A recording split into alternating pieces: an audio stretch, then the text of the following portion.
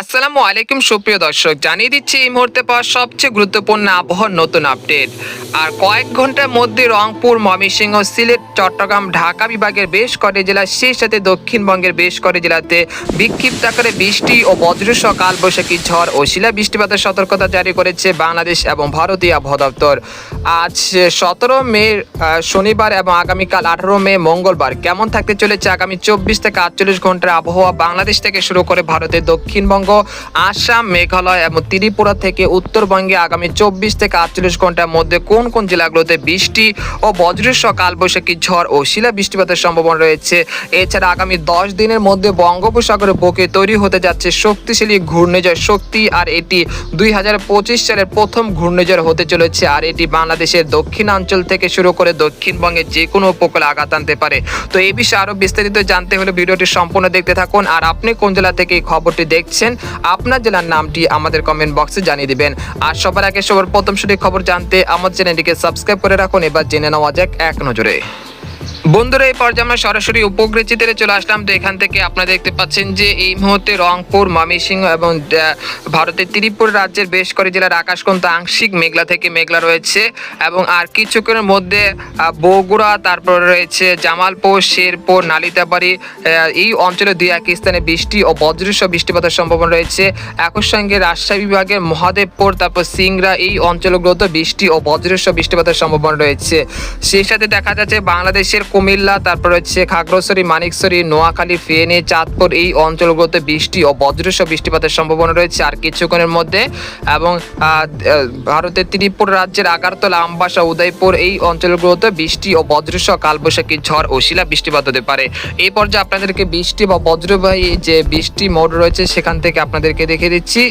আজ বিকেল বা সন্ধ্যার মধ্যে দেখা যাচ্ছে যে মেহেরপুর, তারপর রয়েছে শাইলকোপা, ফরিদপুর, নাগপুর, সিরাজগঞ্জ, সিংড়া, পাবনা, রাজশাহী, বগুড়া, সরিষাবাড়ি, ময়মনসিংহ, নন্দীগ্রাম, তারপর হচ্ছে কিশোরগঞ্জ, মাধান, লাখি, মৌলভীবাজার, ব্রাহ্মণবাড়িয়া এই অঞ্চলে বেশ করে জেলাতে বৃষ্টি ও বজ্রসহ বৃষ্টিপাতের সম্ভাবনা রয়েছে বিকেল 5টার দিকে।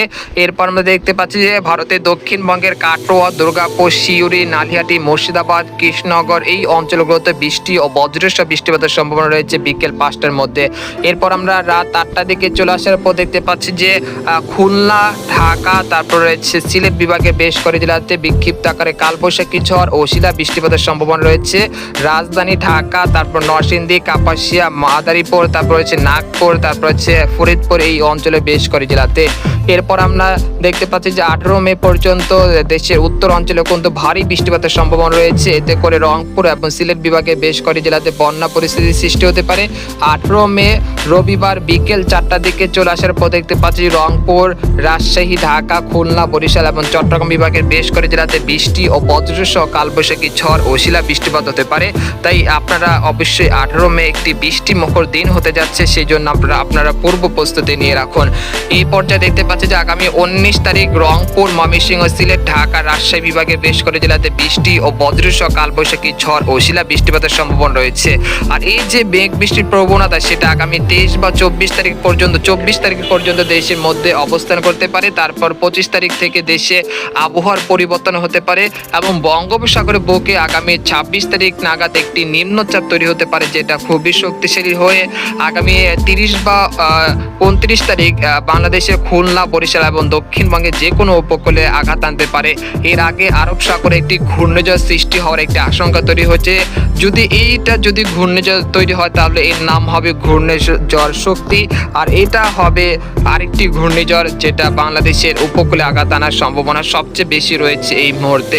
তো আপনাদেরকে আগামী 72 ঘন্টার যে আবহাওয়ার পূর্বাভাস রয়েছে সেখান থেকে এক নজরে সরাসরি দেখে দিচ্ছে। আগামী 72 ঘন্টার মধ্যে সর্বোচ্চ বৃষ্টিপাত থাকতে পারে রংপুর, ময়মনসিংহ, সিলেট এই 3টি বিভাগে কিন্তু ভারী থেকে অতি ভারী বৃষ্টিপাত হতে পারে, যেখানে সর্বোচ্চ বৃষ্টিপাত হতে পারে রংপুর বিভাগে প্রায় 100 থেকে 100 বা 150 মিলিমিটার পর্যন্ত, এবং মাঝারি থেকে ভারী বৃষ্টিপাত হতে পারে ময়মনসিংহ এবং সিলেট বিভাগে প্রায় 100 থেকে 120 মিলিমিটার পর্যন্ত। এরপর হালকা মাঝারি বৃষ্টিপাত হতে পারে ঢাকা, খুলনা, বরিশাল এই অঞ্চলগুলোতে প্রায় 30 থেকে 40 মিলিমিটার পর্যন্ত, এবং দক্ষিণবঙ্গের কলকাতা, চন্দননগর, শান্তিপুর, বর্ধমান, কাটোয়া, দুর্গাপুর, সিউড়ি, নালিহাটি এই অঞ্চলগুলোতেও প্রায় 30 থেকে 40 মিলিমিটার পর্যন্ত বৃষ্টি ও ভারী বৃষ্টিপাত হতে পারে।